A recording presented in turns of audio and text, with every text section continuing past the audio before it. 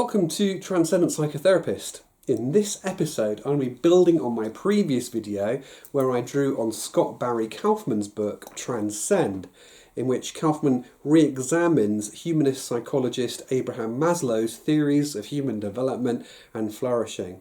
One interesting fact we saw in the last video, for example, was that Maslow never in his life drew a pyramid. You know, he's famous, isn't he, for that pyramid of needs that you see everywhere in those kind of business training type meetings. Well, we're going to explore his theories a little bit more today. I'm going to build on what I did last time. And we saw last time that Kaufman, in revisiting Maslow's theories, kind of switches from the pyramid metaphor to what he calls the sailboat metaphor. So I'm just going to briefly recap that, not in depth, but you have to watch video 1 to get that in more in depth. I'm going to revisit it because these theories here at the bottom lay the ground for what we're going to be thinking about today, which is Maslow's theory of transcendence. So, what's the sailboat? So, in the sailboat metaphor, what you have is a kind of theory of human development where Maslow sets out his theory D, which stands for deficit, his theory B, which stands for being, and Z we'll get onto. It doesn't really stand for anything that I'm aware of, but theory D is all about security. Let me bring that in for you just in case you can't see. It's all about security. Theory B is all about growth. And the idea that I explained last time basically was that as we develop as human beings, we kind of have to get a secure base. We have to get some of these key things sorted in our life before we can kind of move into more of the growth area, kind of safety, a sense of connection with others, and a sense of good self-esteem. And then once we feel kind of secure and stable enough, we're able in life to move into kind of more exploration, into loving for the sake of loving rather than just what we need to get back from people, and onto a greater sense of purpose. And this is Maslow's big thing. He's really interested in human flourishing and how people can kind of what he calls self-actualize, how they can really unfold and unfurl their full potential. And that's the idea with the unfurling of the sail. But you've got to kind of be secure to sail out the harbour first. Kaufman, I explained last time, goes to great lengths to explain that for Maslow, this was never kind of like in that pyramid. It's never kind of like a video game where you go, I've got level 1, I've got safety, bing, move on to connection, bing, move on to self-esteem. Actually, all of these different elements of human growth are, in some sense, are ongoing projects throughout our life course. Okay, so today we're going to look a little bit more at theory Z, this idea of transcendence, human transcendence. Okay, so let's unpack it a little bit. What is transcendence and how did Maslow understand it? Well, transcendence just means kind of leaping beyond. It comes from the Latin transcendere. And transcenders for Maslow were people that kind of go beyond common states of consciousness. They are, people that reach higher states of consciousness or awareness. They kind of shift their identity so that they seek what I'm going to call the good, the true and the beautiful.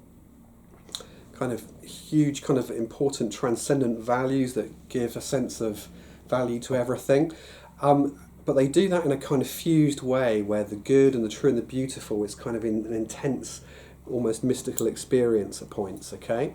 And they also find themselves doing that in, I guess, a quite intense manner where their personal ego, what we mean by the ego is that sense of yourself, that story that you tell about yourself, that kind of more limited version of who you are gets kind of immersed and expanded into a kind of oneness with the wider world. So that's a transcender.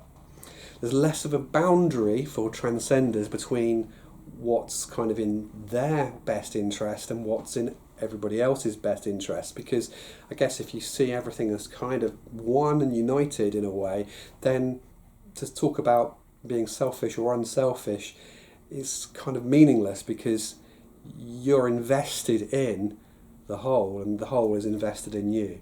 So these kind of dichotomies of self and other break down to some degree.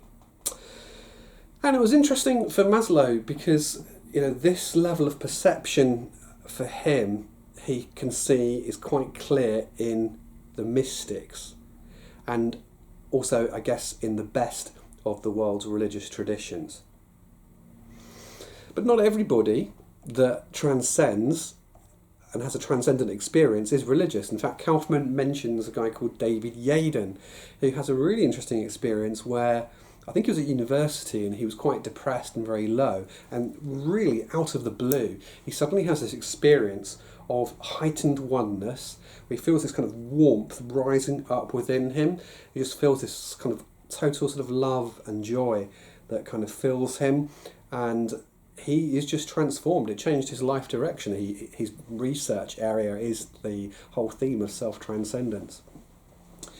But it's interesting for Yaden because Yaden said that, given that his own kind of childhood background, his religious upbringing, it would have been easy for him to have turned that into a kind of religion or religious conversion experience. But he resists that conclusion and remains an agnostic.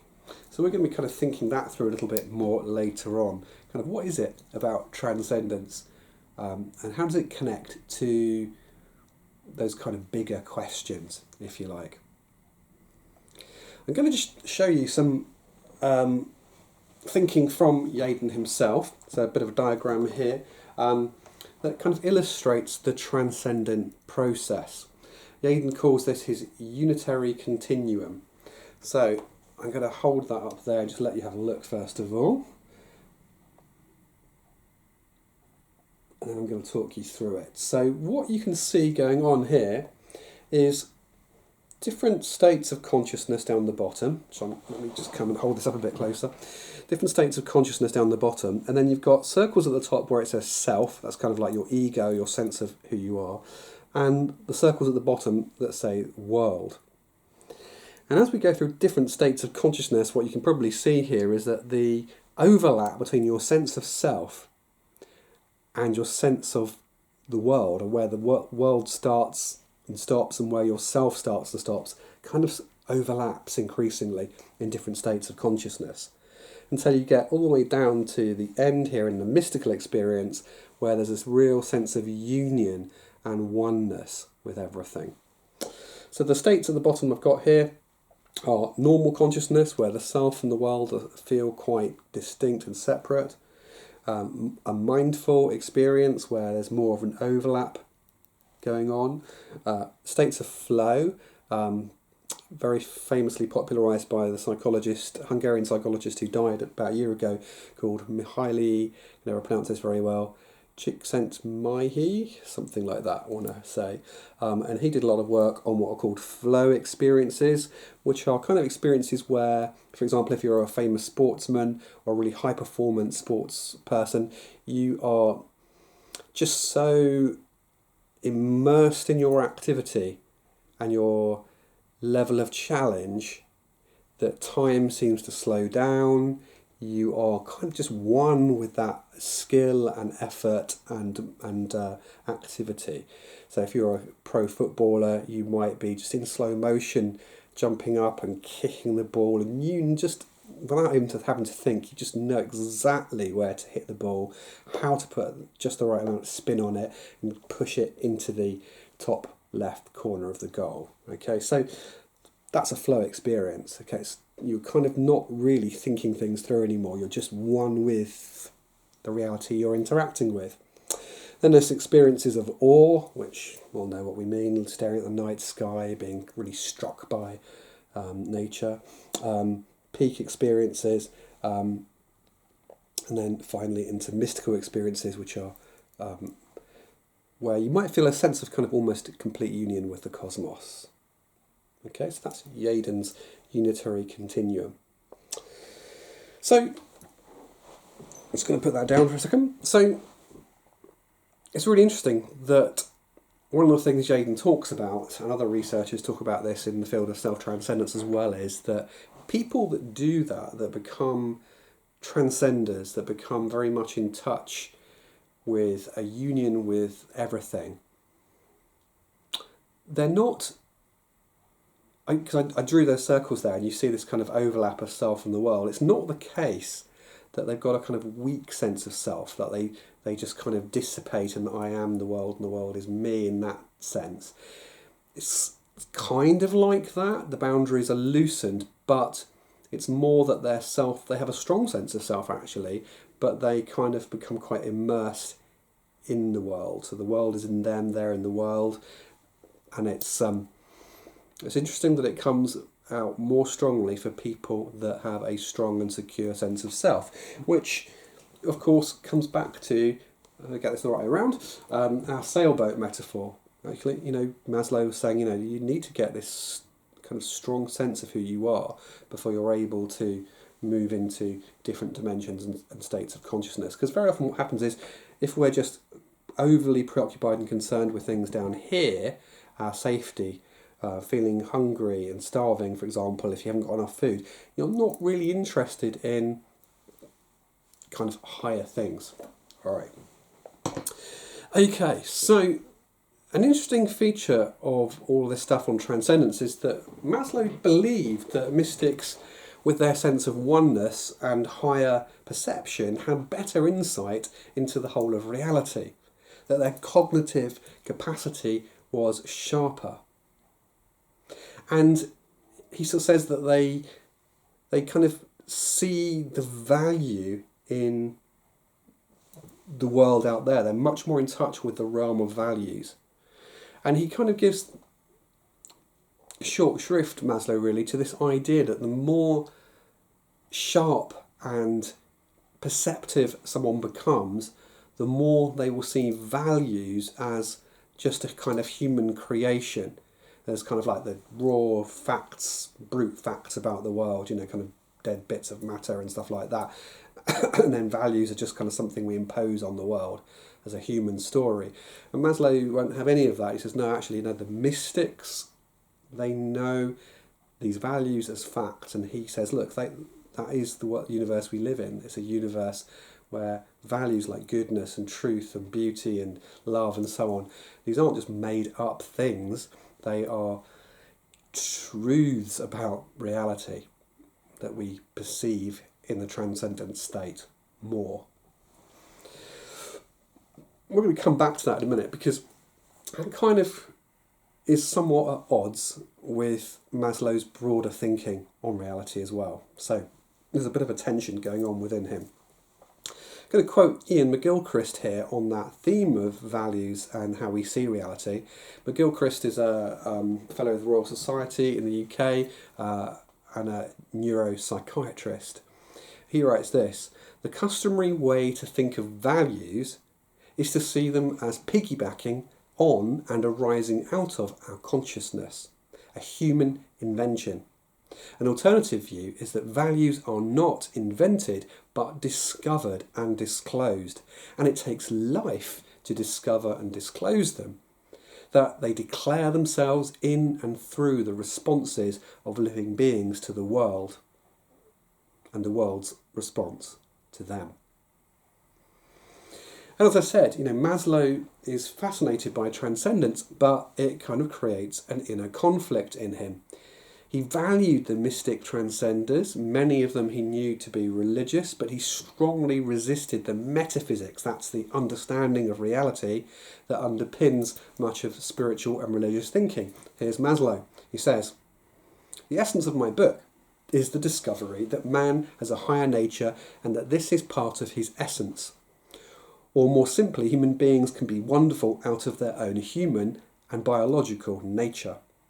We need not take refuge in supernatural gods to explain our saints and sages and heroes and statesmen, as if to explain our disbelief that mere unaided human beings could be good or wise. And again, he says, I have had myself the mystic experience. At the moment of the mystic experience, we see wonderful possibilities and inscrutable depths in mankind. Why not ascribe the wonders of the experience to man himself? And ironically, I'm going to suggest that Maslow was unable to see a third way. He can't overcome and transcend some of his categories of thinking of his age. Because I agree with him that we don't need to place spirituality and transcendence outside of human reach. We don't need to kind of have separate gods above humanity. But what if this humanity-divinity divide that's going on in Maslow's thinking is false? What if humanity is one with divinity? Something I'm going to come back to a bit later. Maslow's magnificent vision was to democratize the soul, to make spiritual transcendence the natural home of every human life.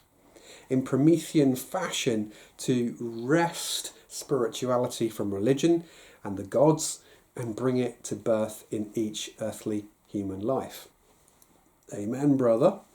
But here's the problem. Biological materialism, Maslow's idea of reality, lacks the capacity to do the lifting. His idea of a human being is we're just biological mechanics, material mechanics. And a materialist psychology lacks the power to explain the most important feature of psychology and of transcendence, namely consciousness.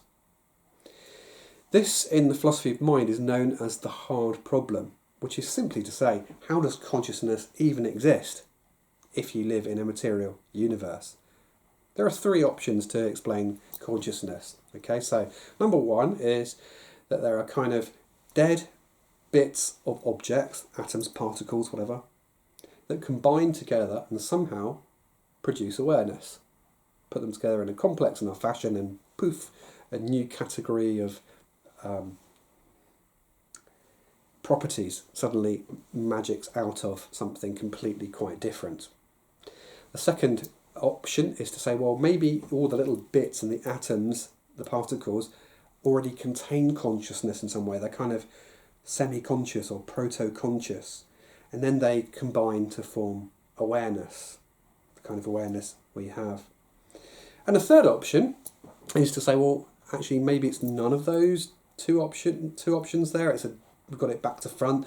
Maybe actually consciousness already exists. It's the original thing that is at the back of everything. And what happens is consciousness is already there as a whole, and then our individual minds, like your mind and my mind, is consciousness kind of decombining into different minds. Okay, so you've already got consciousness in that view, and all it's doing is then becoming different minds. Okay, let's look at each of those views. So each of those views that I've just given to you there have got a name in philosophy. The first one is materialism. Okay, the second one is called panpsychism, or more accurately, constitutive panpsychism, for those that really want to know. And the last option I've just given you there is sometimes called cosmopsychism, or idealism. So what's the kind of pros and cons here in a way? So the first option with materialism, the major problem here really is that your materialism really only posits that there are kind of quantities, particles of mass, spin and momentum. And you've somehow got to put those together in enough of a complex combination to then say that a new thing emerges out of that, called consciousness. But it's really difficult to think and understand how, like, objects or dead objects, however cleverly they're arranged and complexly they're arranged, are going to suddenly give rise to a wholly new category, really, of subjective experience. How do you get from kind of dead bits of atoms and particles to what it's like to see a sunrise, the taste of a strawberry? That's known in psychology and in science as the hard problem of consciousness. How do we get from bits of dead matter to subjective experience? And science has And philosophy have run into this kind of wall for a long time. There's been a lot of effort to try and resolve this, but it just seems to be we're looking at two really quite separate categories, and it's really hard to know how you could bridge from one to the other. The second one I gave you is called Panpsychism. These kind of alive, kind of conscious or proto-conscious bits that combine together to form awareness. The problem with this view, well, there's two that come to mind. The first one is really that our experience of consciousness is a unified field. So as you're watching this video, you've got your hearing, you've got your sight, you've got your thinking, you've got your sense of volition. All these things are going on, but they're all in one unified field of consciousness. Now, if consciousness is made up of all these little fragmentary bits, how is it that they combine to produce a unified field? That is one problem. That might be resolvable, but I think there's a deeper problem. And the deeper problem here is that actually, I don't think particles actually exist. And if you take the panpsychists' logic to its logical conclusion, you should really end up with idealism. I'm going to quote now from Dr. Bernardo Kastrup, who is a philosopher of mind, but also who worked at the Large Hadron Collider, where they smash little bits together, tiny subatomic particles together in Switzerland for fun. And he writes this: a subatomic particle is just like a ripple in a lake. It's a ripple in the quantum field, and as such, it doesn't really exist. It's just a way of talking about the pattern of excitation of the quantum field. But if the panpsychists bite this bullet, then you would have to concede that the consciousness that they want to put in at that level of nature as a fundamental aspect of nature would be spatially unbound, because the quantum field is spatially unbound. You cannot say that the ripple's conscious because the ripple doesn't exist. There's only the quantum field. So you have to say the quantum field is conscious. So the ripple there is kind of a metaphor for these excitations in the quantum field that we call particles. And it's saying actually there's no ripple, it's actually lake. It's just an appearance. You couldn't extract some ripple out of the lake. Okay, the real thing that's there is the quantum field. So if you're going to say that consciousness is somehow in the particles, and what you're really saying it's the quantum field is conscious, which is to say, well, it's a unified field of consciousness, which is pretty much what idealism basically argues. And idealism is the view that says awareness is a whole, it's a field.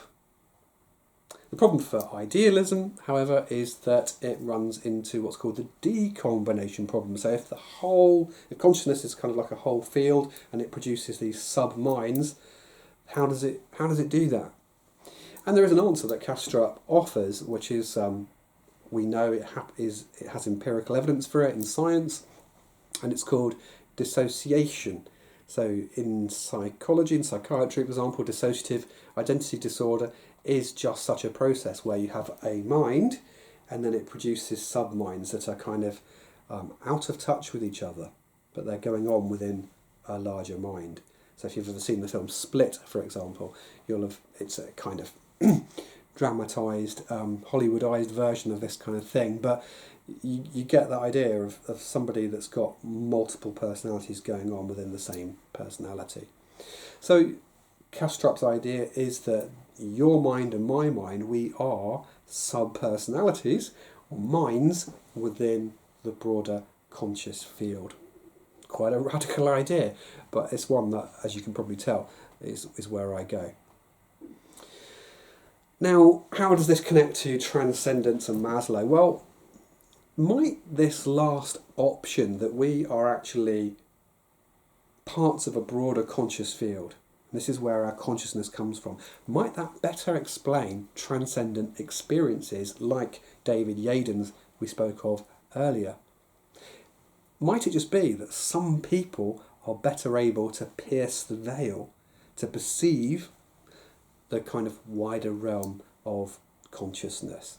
And that's how we get these transcendent experiences. And I believe that is the case.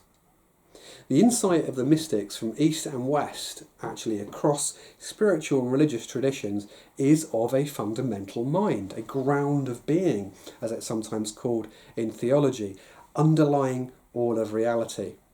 Daniel Soares, a theologian from Cambridge, draws out this common tradition that our core awareness, that basic sense of I am, is the shared being of creature and creator. That there really is only a single unified and divine consciousness. I am, of course, being the divine name in the Jewish tradition. I'm going to paraphrase something that Daniel Soares writes. So he's been exploring this theme of the divine name of I am from the Jewish tradition, and looking at how the same kind of theme of basic being, I am, consciousness, awareness, as the basis of reality, goes across different religious traditions. And he looks at St. Augustine, who he says kind of goes there, that actually, as I'm going to explain in a minute, that our consciousness is part of that field of consciousness, that we are one with that field of consciousness, we are one with the divine. Thomas Aquinas goes there around the 13th century, turn of the second millennium. Eckhart, Christian mystic, goes there, and a Hindu Advaita Vedanta teacher called Abhishektananda. He draws all their sort of thinking together and shows the common view. He says these four thinkers, Augustine, Aquinas, Eckhart and Abhishektananda, allow us to see the common thread between traditions and follow through to their logical conclusions. We know God by recognizing that we are not other than God. Let me just say that again. We know God by recognizing that we are not other than God. Let me just quote Meister Eckhart here. He says, "The eye through which I see God is the same eye through which God sees me. My eye and God's eye are one eye, one seeing, one knowing, one love." What these guys are all exploring is this idea, if you kind of go into yourself a bit and don't just get drawn out into what I would call the contents of your consciousness, or the things that you can hear, see, and whatever's going on, the movie, if you like, of your conscious experience, but just notice that there's this kind of observing self. If you just go back and back and back away from the contents and the particular thoughts and the particular experiences and feelings and emotions, then you'll see that kind of behind all of that there is just this almost like lamp of awareness, what he calls the eye. Meister Eckhart here, the eye through which I see God is the same eye through which God sees me. My eye and God's eye are one eye, one seeing, one knowing, one love. Now, that seems to chime in with the kind of idealist view that I've been looking at to some extent there. That there is just this field of awareness, is the kind of bedrock, it's the foundation, or in more religious language, the ground of being, out of which everything comes. Now, coming back to transcendence, the implication for me is that Maslow's humanist instinct is correct. We don't need external gods to transcend and reach beyond or leap over our normal perceptions for meaning and value. Why? Not because there's no divinity and we need to replace the divine with the human, but because divinity is at the heart of what humanity is.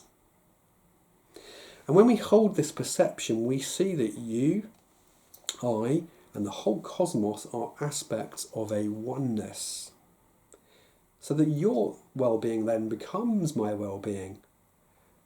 Our limited, finite selves are actually connected.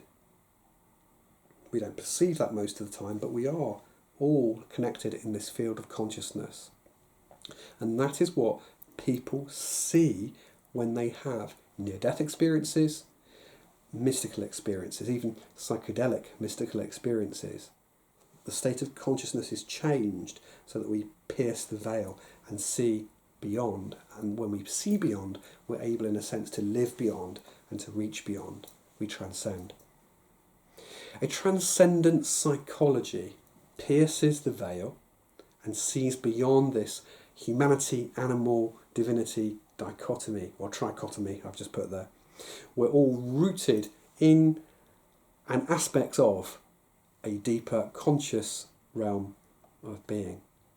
Thanks for listening. If you enjoyed this video, please subscribe. I'd love to hear what you think about this and leave a comment. Put a like in there and share, because I'd love for more people to be able to see this content and interact. Thanks for listening. See you next time. Bye.